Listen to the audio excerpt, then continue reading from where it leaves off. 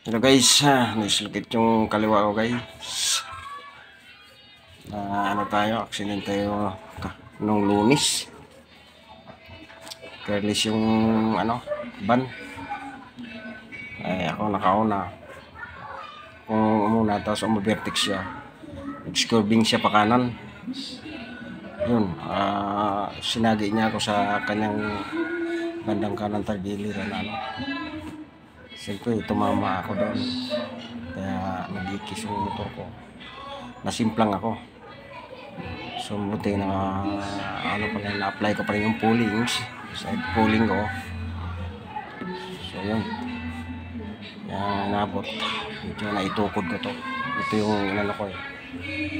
Yan ang nakatukod. Tinamaan.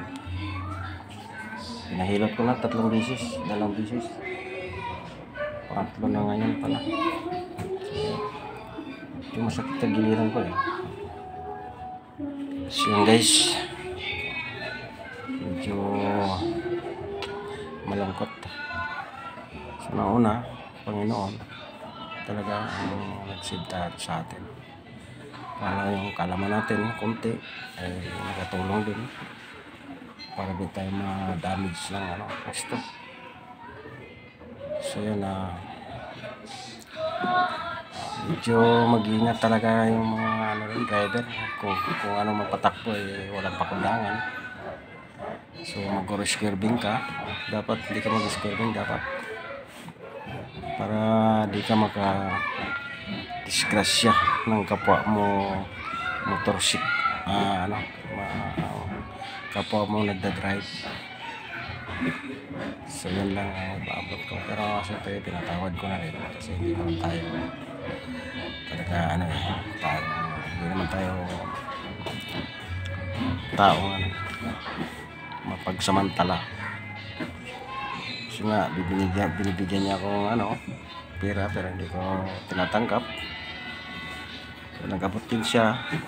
So, yun lang, barya pinipilit ako. So tinanggap ko pang hilot pero abono pa nga eh. Yeah. Sa isang hilutan lang wala na, ubos na yung binigay niya inabot niya kasi mawain din akong tao, hindi ako manos, hindi ako magpabayad, hindi na nga ako nagpa-medical eh. Yan, mga tuba lang yung nilagay ko para masipsip lang yung medyo namamaga.